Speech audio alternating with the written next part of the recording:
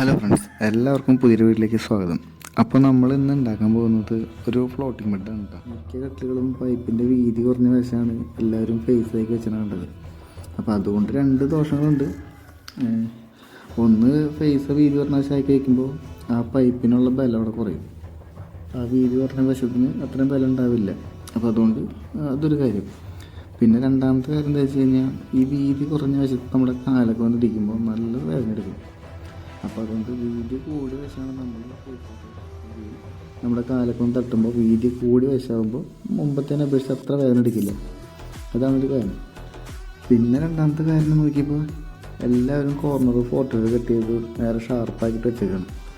അപ്പോൾ അത് ഭയങ്കര ഡേഞ്ചറായിട്ടുള്ള കാര്യമാണ്. നമ്മുടെ കാലൊക്കെ മൂലയ്ക്ക് ഒന്ന് ഇടിച്ച് കഴിഞ്ഞാൽ ആ ഷാർപ്പ് വെച്ചിന് കോർണറിലും തട്ടി കഴിഞ്ഞാൽ കാല് പൊളിഞ്ഞു പോകും. പിന്നെ കുട്ടികളെ ഓടി കളിച്ചൊന്ന് ഇടിച്ചുള്ള കാര്യങ്ങളൊന്നും നിങ്ങൾ ആലോചിക്കും. അതും വലിയൊരു അപകടമാവും. അപ്പോൾ അതുകൊണ്ട് കോർണർ നമ്മൾ കട്ട് ചെയ്ത് ബെൻഡാക്കിയിട്ടാണ് വെക്കുന്നത്. പിന്നെ കട്ടിലിന് അടിപ്പടി ഇല്ലാത്തതുകൊണ്ട് നമ്മൾ ബെഡ് ശരിക്കും കിടക്കില്ല. ബെഡ് പതുക്കെ അനങ്ങി മാറാനൊക്കെ ചാൻസ് ഉള്ളതുകൊണ്ട് നമ്മൾ ബെഡ് ഫ്രെയിമിൻ്റെ ഉള്ളിൽ ഇറങ്ങി കിടക്കുന്ന പോലെയാണ്. പിന്നെ ഫ്ലൈവുഡിന് പകരം നമ്മൾ ഈ പനമ്പാണ് യൂസ് ചെയ്തിരിക്കുന്നത്. ഈ പനമ്പിടുമ്പോഴുള്ള ഉപകാരം എന്താ വെച്ച് കഴിഞ്ഞാൽ, ഫ്ലൈവുഡിനെക്കാട്ടും വെയിറ്റ് കുറവായിരിക്കും, ലോഡ് കൂടുതൽ സപ്പോർട്ട് ചെയ്യുകയും ചെയ്യും. പിന്നെ പനമ്പ് വെള്ളം വീണാലൊന്നും പെട്ടെന്ന് നശിക്കില്ല, ചെതലൊന്നും കിട്ടില്ല. അങ്ങനത്തെ ഒരു ഉപകാരം കൂടി പനമ്പിനുണ്ട്. അതേപോലെ ലെഗിന് നമ്മൾ ഈ റബ്ബറിൻ്റെ പുഷാണ് വെച്ചേക്കണം. ഇത് നമ്മൾ റബ്ബർ ഷോപ്പിൽ നിന്ന് മേടിച്ചാണ്, എന്തിനു വരണമെന്ന് അറിയില്ല.